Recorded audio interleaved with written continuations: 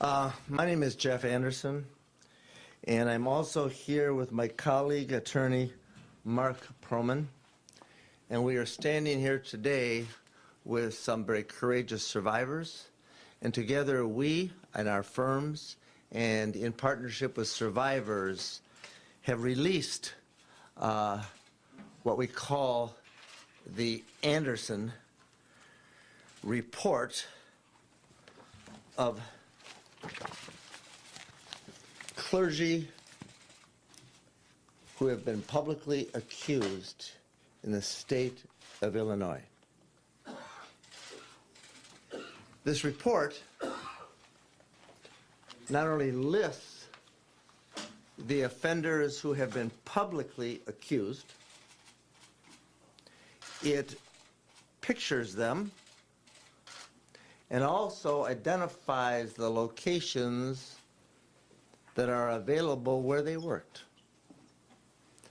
In each of the dioceses, in all of the parishes, and the schools, and the locations across the state. The report identifies 395 clerics and brothers, all of whom have been publicly accused of childhood sexual abuse. Why have we gone to the extent that we have to both prepare this report, to post it on our website, and disseminate this publicly? We've chosen to reveal this information because the Catholic bishops and the religious orders who are in charge and have this information and hold it secret have chosen to conceal it. We have chosen to reveal it. The Catholic bishops in Illinois and in each of the dioceses so far have revealed 192 names of those clerics who they have deemed to be what they call credibly accused. That means that the Catholic bishops decided they had committed the crimes and thus put them on their list. Our list has more than 203 names in addition to theirs. Why is that so? Because those at the top have chosen not to believe so many survivors for so many years who have come forward with reports and have chosen then to keep secret not only the identities of those offenders, 395 of whom we've identified in this report who have been publicly accused, but those who have been complicit in that concealment at the top. So this report, the Anderson report, is just a beginning. But it's important that we reveal as much information as we can and do it with the kind of rigor we have.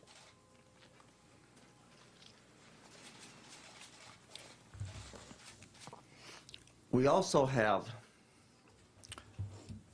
two survivors standing with us today who are going to address what it means to them to have this information revealed. To my right is Joe Iacano, and to my left is Cindy Yesko. And before we talk more about this report and the importance of it and how we've discerned this, I'd like to hear from you first, Joe, why you stand with us and what this means to you today. Thank you, Jeff. It was in the early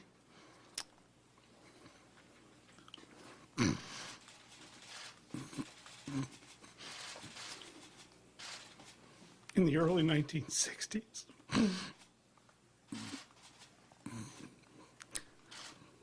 that I was abused. His name is right here. Thomas Francis Keller.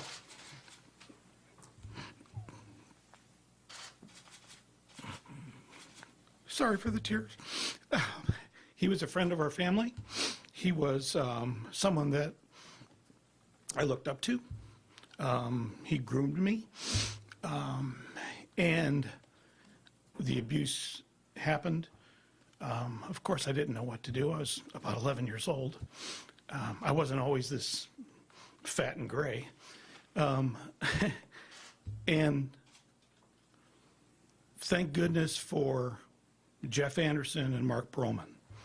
The Catholic Church, I grew up as a Catholic, believed very strongly as a Catholic. My parents were Catholic.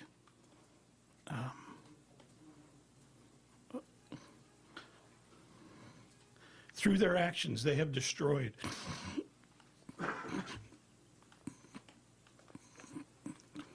my foundation for morality, for values, for trust. But all of that now has come back to me through therapy, through my loving wife, and through Jeff and through Mark. They gave us our power back. I'm so proud to stand here with other survivors, Tim and Cindy. It takes a tremendous amount of courage to come up here and do this. I'm not patting myself on the back, but I'm just telling you it's not easy because it stirs up all the memories. But the Catholic Church has been nothing but deceitful, as you know, and lying for many, many years. The priest that abused me was moved to 8 different parishes, and he was moved to those parishes for what reason? Was it in the best interest of the Catholic children? Absolutely not, because he abused in every parish that he went to. Joe, what does But they it mean? continue to protect him. What does it mean to you to have all these names, which aren't complete, but more complete than what has ever been revealed, to be revealed today, and have that offender on this list? What does it mean to you as a survivor? Well,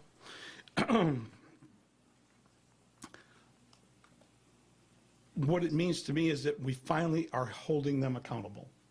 And that's being done by yourself and Mark. And I'm seeing now how many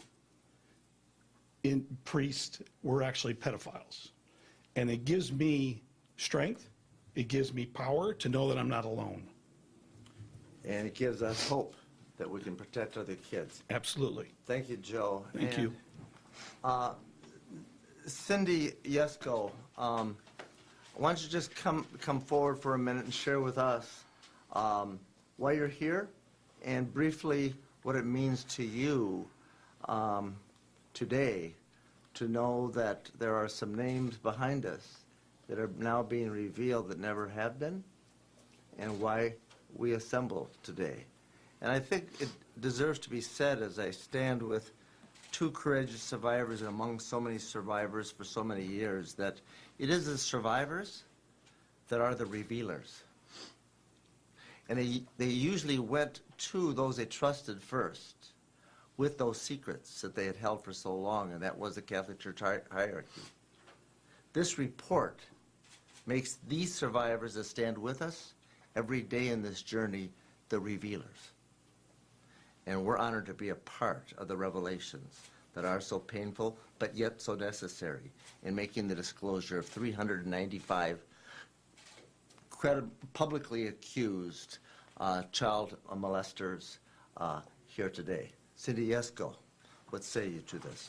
Thank you. Thank you, Jeff. This is a very profound day for me, and I'm sure not just for me, as we've heard from Joe, from every victim, every survivor who has been hurt by these individuals. And as Jeff said, this is not an exhaustive list. There's a much larger list, but this is the start. What this means to me is transparency. These names are now in the light. And when something is brought to the light, it becomes part of the light. In other words, people now know to ask their children, have you been hurt by any of these individuals who are still in active ministry, who are still alive? or who retired or are already deceased. But were you hurt? We know this person. This person crossed our path. Or maybe these people didn't cross our path. Maybe we don't even know you had a connection to this person. But parents can now ask. We have a way. We have a foundation now so that we can look at a list. It's incomplete, but it's the beginning. And what this means for me, this is all I wanted. When I came forward in 2006 to report the abuse, I came forward because I had just discovered that one of my perpetrators was still alive. I thought they were both deceased. And when I found out one was currently living,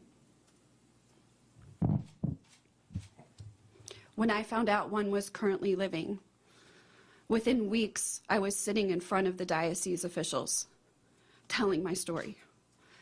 And all I wanted was for people to know he's still alive. He's in a parish with children. It's a parish connected to a school. And the parents there deserve to know that he hurt me. And Cindy Yesko, those two names of the people that you identify as your perpetrators had not been publicly disclosed before, and they are on this list. Why don't you go to the board and show us who they are and where they are in the report. Okay. Go over here.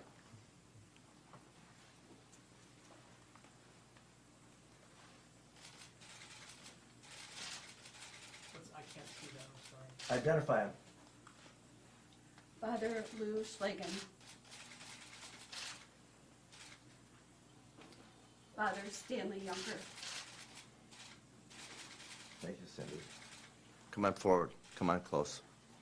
When Cindy came forward, as has so often been the case across this state and across this country, they chose not to believe her. We chose, through her courage and that of so many other survivors and the investigation we've done, to now reveal those names among the 395, and there's so much more work to do. What diocese are they? Diocese of Springfield. Springfield. A couple questions. First, I thought you had said that in one way or another, all of these have been publicly named before. But Ms. Yesko is saying that this is the first time these two priests' names have ever been revealed. So have they been in news accounts before?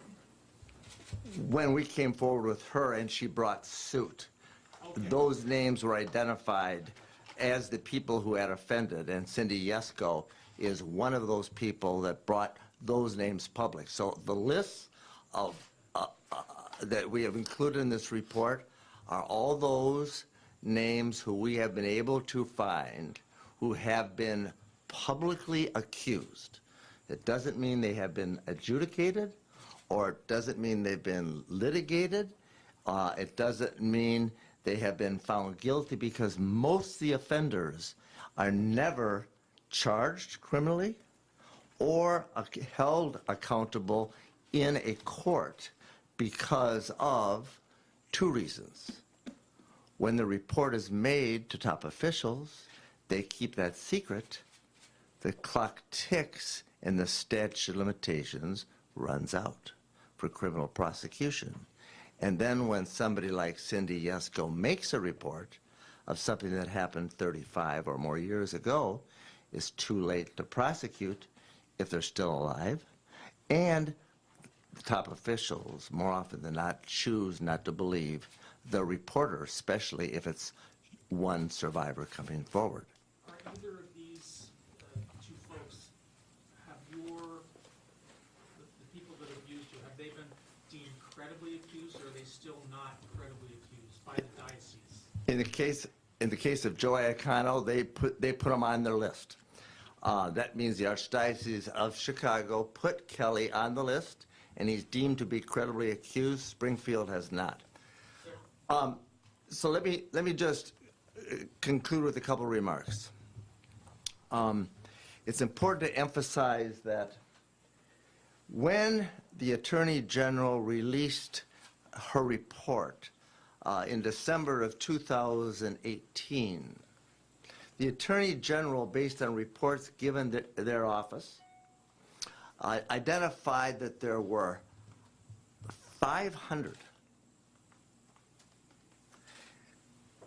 individuals who they get reports of who they had determined may have never been believed or publicly revealed. Is that correct, Mark? That's correct. And so this effort, as soon as we saw that, based on what we've known over the years in working in this field, is that we knew we had to begin the journey of gathering that information that they could not and did not disclose. And this report of 395 does not even reach the 500 mark, and there are many more to be done, and the work continues.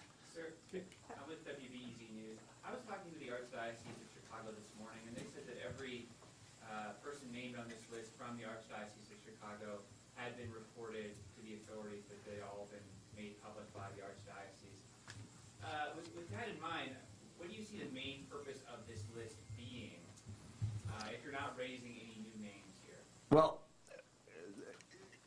the question is the Archdiocese has correctly said that they have reported every report that they've gotten or that we have given them to law enforcement. And that's correct. We believe it's correct. And we're not disputing that. But what we do dispute is the disclosures that each of the Catholic bishops have made in Illinois. What do you mean by that exactly? The lists that they have disseminated publicly of the priests who are credibly accused are underreported and deficient, and that the peril is much graver than what they have told the public. And so the purpose, let me finish.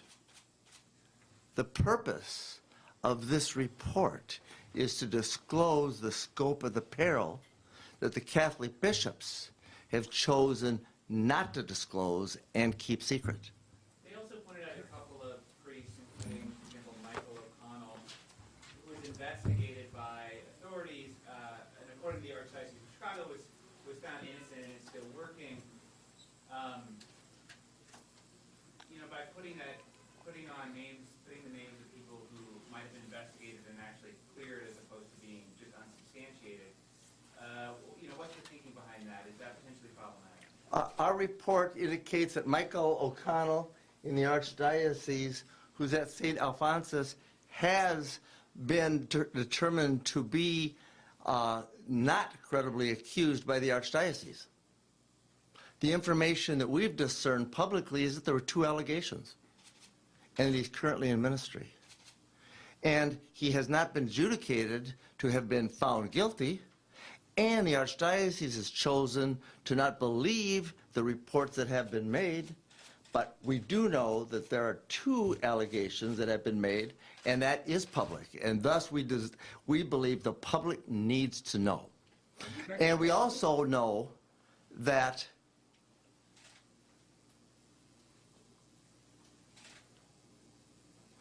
their decisions, more often than not, as was stated in the Pennsylvania grand jury, to not disclose are made 2/3 of the time a report is made. And so O'Connell may be innocent, but given the fact that there are 2 public allegations that have been made against him, we feel and believe that that needs to be publicly disclosed as somebody who has just been publicly accused and not adjudicated. Can I Mark add Proman. something? Yeah, I'd like to add something to that. First of all, the fact that it's reported to the police should not necessarily be the standard that the Archdiocese or any diocese is using with respect to credibility. So, as Jeff said, more often than not, when these matters were reported to police, the statute of limitations has already run. If that's the case, there is no charge. The person cannot be arrested. The person cannot be prosecuted. That doesn't mean they did not commit the crime. It means that they can't be prosecuted for the crime. Furthermore, anybody in law enforcement will tell you that their burden of proof is beyond a reasonable doubt, and that typically in these crimes, there are no witnesses. It's one person's word against the others. And because there are no witnesses, and when you have one person's word against another person's word, oftentimes police, state's attorneys determine that they cannot charge. Again, it doesn't mean it didn't happen. And if the diocese is using that standard as their burden, if they're relying on law enforcement, and if law enforcement chooses not to charge, if that's what they're basing, whether something is substantiated or not substantiated, I would say that's not appropriate and they're using the wrong standard. What standard Are should you they use? concerned that you're putting names of people who are innocent? Or did you do your own investigations to show that there's something to it? Because putting these guys' names on it, you say they haven't been credibly accused, but are you running the risk you're putting innocent people on this list?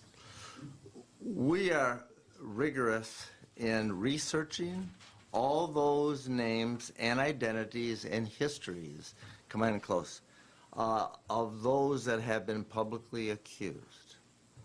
And somebody asked the question, what is the purpose of releasing the Anderson list? And this is the first, we have released many across the country involving other dioceses. This is the first time we've done a statewide comprehensive report such as this. And the purpose is twofold. One is to let the public know about what has been publicly reported, about who has been accused, so that kids can be protected. And two, to let survivors who are suffering in secrecy and silence, who may or may not have made a report to the Catholic bishops, and who weren't believed, is that they're not alone. And so that they may have the opportunity to come forward and be believed and be heard and get help. And so it is twofold. The other Do thing, you have any the other thing to keep qualms it. about ruining the reputations, possibly, of innocent people? We always have qualms about concerns about ruining reputations of individuals. And I've been in this space for 35 years, and when I disseminate this information publicly, I have yet to be sued over it because I've yet to make that mistake, and I rigorously vet this information to make sure it's already been publicly disseminated. And all we're saying when we issue a report such as this is public information. It's already been posted on Bishop Accountability.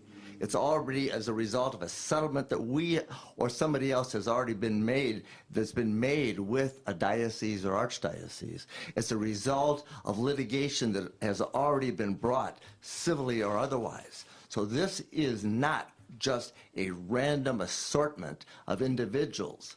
It's a serious vetting done over months by dozens of people to make sure that when we go public with a list such as this, we are erring on the side of protection of children, helping the survivors that have been hurt, and making sure we can be as accurate as is humanly possible and answering the public safety imperative. And that's not a choice the Catholic bishops have made. They have chosen to keep it secret. Why do you think they have, then? Why not be forthcoming? They have with some cases, or hundreds of cases. Why? Why do you think they're keeping things secret? Because they are a system that works to preserve the reputation of that system, that is the top officials and the offenders among it. It's been documented by us and others for 35 years, and they make the choice to conceal rather than reveal. We're making the choice to reveal. Jeff, I'd like to say, I'm not going to debate. I got any other questions? Trying to get clients, no? Well, you know, I wish I didn't have to have clients.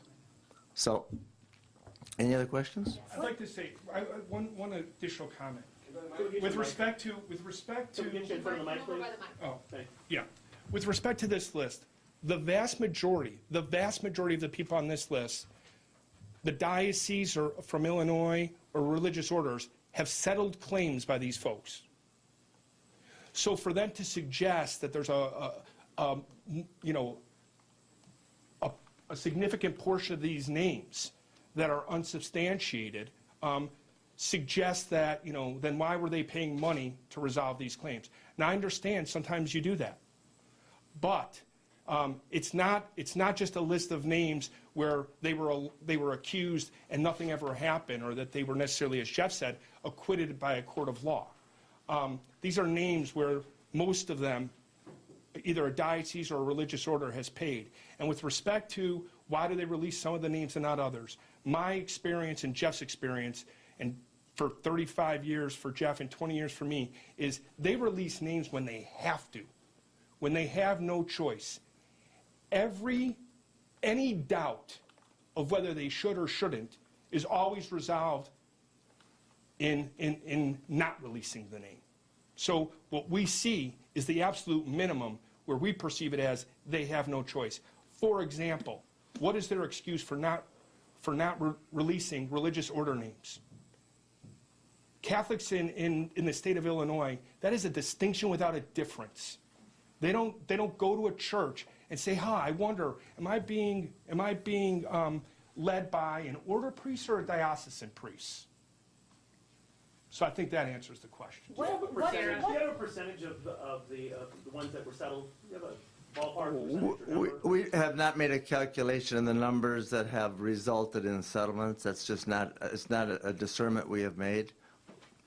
What standard should the archdiocese use when deeming something credible? Is it more than one accusation, more than two? I mean, you said that the standard they're using is whether someone can be criminally charged, but if they're not doing that, I mean, what standard do you guys use to vet something to make sure it's credible? The question is twofold. What standard should an archdiocese or a Catholic bishop use in making a disclosure? The standard they should use that they haven't used in most instances, and historically across the state and across the country, is to have outside professionals investigate. Instead, they choose to investigate it themselves. And more often than not, their investigation consists of going to the priest and asking him if he did it. And then 99% of the time, the priest says no. And then 90% of the time, they choose to believe the priest and not the survivor or the victim who's reporting it. As the Pennsylvania grand jury report found and was issued publicly a year ago, the grand jury found that 2/3 of the reports made to the Catholic bishops in Pennsylvania were not believed by the Catholic bishops in Pennsylvania. As I look through here, it looks like a lot of them are dead, or you say that they're unknown where they are. Do you have any clue how many might still be having contact with parishioners' children? Well, the question is many of those who are listed here are deceased. And it sometimes begs the question, then why do you make those names public, knowing that they've been publicly accused but still deceased? And the reason is the trail of abuse is still in the lives of the survivors still evergreen, and many of them thinking they're the only ones and suffering alone in secrecy. And sexual abuse flourishes in secrecy. And so we believe that making the names of the deceased offenders who have been publicly accused public is really important to help survivors get help and the full truth be known, not the half-truth that gets revealed by the bishops. Can you explain? How many are in active ministry? Okay. We track and locate right now. I think we've identified at least I underlined 4 that we know that are in ministry, but all under restrictions and none active right now, other than O'Connell, as far as we can tell. As I was saying before, can you try to address to the best of your ability your understanding of the AG's number of the 500 versus your 395? What might they have had access to that you didn't in doing your work? Well, the Illinois Attorney General received reports from survivors and assembled the information and then issued their report. And in it, they identified that 695 different names had been revealed to them, and they also identified in their report that they believed that there were as many as 500 who had not been publicly disclosed or credibly accused by the Catholic bishops and the religious organizations in the state of Illinois. So our number of 395 in no doubt overlaps some of the 500, but right now, because they didn't disclose those names and we were able to assemble these names and go to the extent we did, those are the numbers we have right now. And we have others that we're looking at, but we're not prepared to disclose publicly, and we'll continue that journey. So possibly it's from the hotline that they set up to receive the complaints from the victims? Is that kind of what you're saying that could contribute to the number of reports that they received? That's right. Okay. That's right. We just don't know what the overlap is Right. between our 395 and their 500. It might be a lot or it might be a little. Did you say only one of these names is an active working priest right now? Of the 395? No, there are many that are still priests but under restriction, but there's only one that we've been able to identify that is still in ministry, that is on this list, but we aren't able to discern all that, so that's what we know today. That's what we know today. So one of the 395 is still in active ministry? Is that the best way to say that? That's what we believe. Is that priest in Chicago? Yes. Is that O'Connell? Yes. Okay. And 4 under restriction? Well, there are more than that under restriction, and I haven't identified the numbers that are under restriction right now. Many are deceased, of And course. we don't know what under restriction means either. I have no idea what that means. So what I do want to close with is deep gratitude to the courageous survivors who have had the courage to share their secret, and also to the attorney generals across the country who are now doing something that they hadn't done before to help the survivors and the public know the magnitude of the peril. And through these joint efforts, and mostly the courageous and the courage of the survivors in sharing these secrets, we're able to discern this information. We're able to go to all the public sites across this country and determine where there are possible perils and disclose those perils with the belief and hope that by disclosing it, kids will be protected in the future. And that's what Joe, and that's what Cindy, and that's what all the survivors with whom we work want most of all. No further kids to be hurt. And by this report, our intention and our purpose is to just make the truth known as fully and as fairly as we can so that those kids are protected better, and those in charge of making these decisions that have this information are much more transparent in the future than they have been in the past. Thank you so much. I have one last comment. If the diocese in Illinois and across the country were doing an adequate job, I have a question. Why are there so many attorney generals looking into this right now? Why? And if anybody that read the December 2018 report, it was hardly glowing. I think it's fair to say it was a fairly, certainly objective, and a fairly critical preliminary view of how this matter has been handled in Illinois. And as we know, the grand jury report in Pennsylvania is similar to what the findings are in Illinois, which are similar to what the findings would be in every state in the United States. So we stand with these survivors, and we stand with them for the revelation of these truths, as painful as they are and as disturbing as you might be about it. We're more disturbed about the secrets that are being kept and the children not being protected. There's more to come. Thank you all. Just to be clear, the Archdiocese of Chicago has taken action against the priest, Mr. Iacano, accused, or? Oh, yeah, that priest is deceased and on the list of credibly accused. By the archdiocese, credibly. But not for decades after the abuse occurred. That's right. Yeah. It was after he died. Is that when? You know, I think Well, they disclosed it after we sued them. And Post 1990s? That's right, Okay. and caused that name to be put on their list of credibly accused. But it was after the lawsuits that we brought, there was because no of the list until survivors. 2000 and some. Ms. Yesko, the archdiocese, or the diocese of Springfield, one is deceased and Springfield did not. That's correct. Okay. I have no idea.